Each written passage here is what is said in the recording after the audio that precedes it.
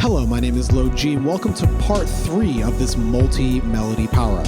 As usual, if you enjoy this type of instructional material, feel free to check out my Patreon at the link below.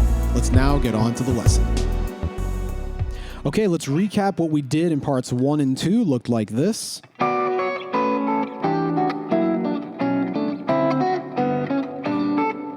And this is where we left off with. So our 3 notes we're playing right here, bass note right there, top melody right here, middle note right here on this D string 5th fret. So it kind of looks like this. Notice I have my ring finger down. You might say, hey, I'm not playing that note right there. Why do I have it down? Because I'm about to. I'm just prepping ahead, making sure my fingering is comfortable to take me into the next part. I'm about to play it immediately after that. So right here, the idea of this kind of multiple melody thing isn't kind of continuing during this part because we don't really have that third melody. I've kind of dropped it to just play the top melody and the bass line just for a little bit of a variation. And the part is kind of more, smooth legato. The notes are being held together. So just sounds kind of cool. So that's not really happening anymore for this section, but we still have a bass line and a top melody. So let's just go over what it is. You can see what's happening. The chord progression first, really simple. E minor, in particular E minor with a 2. That's the main sound that's being featured. So E minor, 1, 3, 5 with 2 on top. I'm also playing flat 7 to continue the melody, like that. Next chord is essentially a D chord with F sharp in the bass. So it's kind of like this, right? The F sharp being the 3rd of D, so it's a D chord, but with the 3 in the bass, so 3, then the 1, and then the 5, and I'm kind of playing it like this, and there's a little melody going on there as well. I'm actually technically playing it like this, so that's going to be the 3rd of D, 5th of D, 2 of D, and then 5th of D again. That's what I'm hearing at least, and that's what the track is doing. So again, starts like this, bass note, middle note, top note, walk up the melody, and we'll go over what those notes are in a second. The D with the F sharp in the bass, little melody. Then G, right? And the way I'm playing this G is a little tricky. It looks like my fingers it looks like I just had, I don't know, like a hand cramp or something. So that looks like this. That would be a G chord. So G is the main chord with a 6, 2, and a sharp 4. So a lot of people call this A/G because that's kind of what it is. An A chord with G in the bass. It's almost like an A dominant 7th with the flat 7 in the bass. That's not really how I'm hearing it, but you could call it that if you want. Then from here, we go to an actual A chord right there with the middle melody kind of jumping back in. And then the top note right here. This one's a little bit of a stretch, and maybe you can come up with your own fingering to make this comfortable, but this is what I'm doing. That's A, right? Melody moves back. Then we have this, which is kind of a little bit of a setup chord. Again, kind of that G minor sound that I was doing earlier, right? Sort of what's happening, G minor right there. There's a lot of ways you can describe that chord, but we won't really have to get into it right here. But anyway, it's this little transition chord, which takes us back to the very first chord of the whole thing, and then the whole thing repeats. So let's go over exactly what's going on. So the first E minor again, root note, flat 3 on the next string, being played with my middle finger, ring finger up top playing the 2. So the other different thing with the right hand here in this part is a lot of it is ring and middle finger alternating. So this whole melody right here, if you watch my right hand, check out what these 2 fingers are doing at least. So notice I'm kind of doing alternate picking with these 2. I find that to be the easiest thing to do. You definitely don't have to do that, but I would give it a try because it does flow with this particular fingering. So the whole part again, we've got this, right? All 3 of these notes, E, G, F sharp. After that, sneak in the D with the middle finger. You should already be playing the D right there with the ring finger on this hand. Walk up like that. So the melody, the F sharp, D, E, F sharp. And at that point, you can lift the pointer finger and play the E, even though you're kind of leaving that G in the dust. That's okay. The note has been played. You don't need to hold it the whole time. Unless you want to, unless you can bar, which is cool, but I'm lifting. I think it sounds fine. Right? Then from there, move with this F sharp. And I said earlier I was playing this note. I'm actually not, so pretend I never said that. So now we've got the F sharp right here, the A right there, and the E right here. So I start with F sharp and A, the outer 2 strings, walk down to the E, walk back up the A, and then the B right here, like that. Again, I'm alternating these fingers. I'm playing, for that top melody, I'm playing ring, middle. That's what I'm doing right there. So, excuse me. like that sort of thing. Then from here, pinky stays. It's kind of like the anchor to get to the G chord. So this was that D with F sharp in the bass, right? You can pretty much hold it like a chord if you want. Then from here, the pointer finger moves up 2 frets, ring finger moves down to the G, pinky doesn't move, middle finger plays that G string E right there. It's a tricky chord, and you can maybe come up with a better fingering, but for some reason, this is the one that I've stuck with, so I'm gonna keep doing it. Right, so that chord is same idea, same kind of pattern. You play the top note, walk up, middle, ring, middle, like that.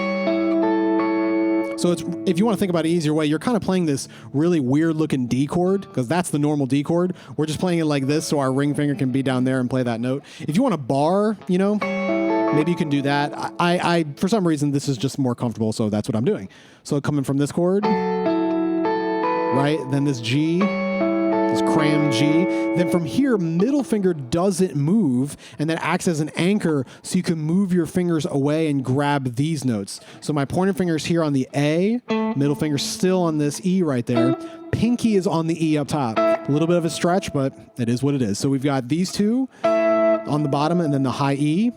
Ring finger plays the next note of the melody right here, like that. You can just use that as a ring finger pinky exercise if you want. There you go. So after that, that's that little chord. So we end up with this, A, E, D. Then we end up pointer finger up a fret, middle finger back a fret, back a fret down a string, like that. See these two? So D string, B string, same fret. Ring finger on this C sharp on top. And then we add the pinky, which then takes us to the next chord. Pinky doesn't move as it transitions back to that one chord. Again, it's really awkward talking about all these specific fingerings. The best thing you can do is just use your ear, watch my hands, and follow along and learn it. That's honestly the best thing you can do, because talking about it like this is just awkward. But if you see what I'm doing, you can listen to the melody, follow along, I think you'll be able to get it. So again, let me play that whole thing nice and slow. Next chord. Right? B string, G string, B string, high E string. Then the next chord, this crammed chord right here. The 10th fret A, 9th fret G, 10th fret B, 9th fret high E string. Again, we're picking the bass note, high E string right here. High E string, G string, B string, high E string. And then we're moving to this stretchy one right here.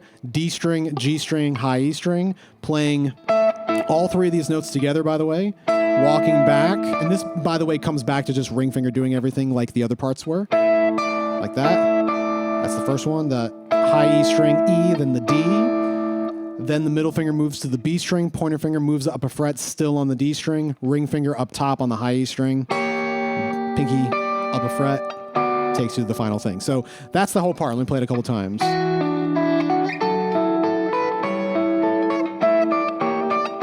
One more time. Tricky. Sometimes I get some dead notes in there, and there was one of them right there. So let me play the whole thing through. So in this video, at the end of this video, the track is just going to be that part, but then the final part, we're going to play the entire thing. So let me just play the entire thing just so you can see what it all sounds like together. I'll play a little slower.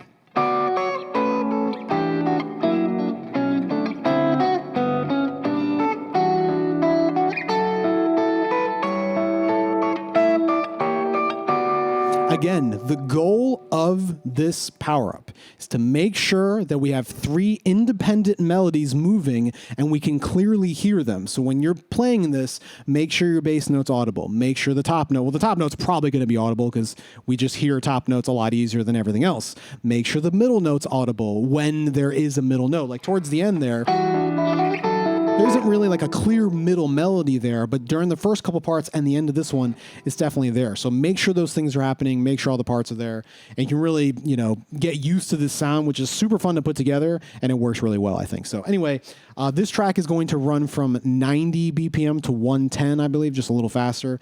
And then after you get this one down, you can start that final track. So anyway, let's get on to this track, again, moving from 90 BPM to 110.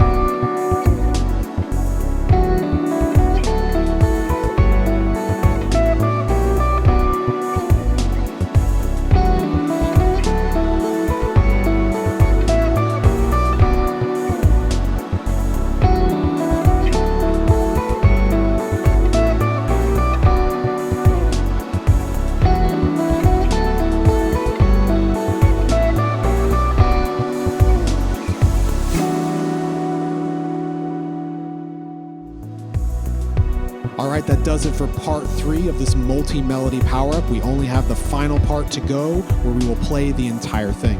As usual, if you guys enjoy this type of instructional material, feel free to check out my Patreon at the link below. I'll see you in the final part.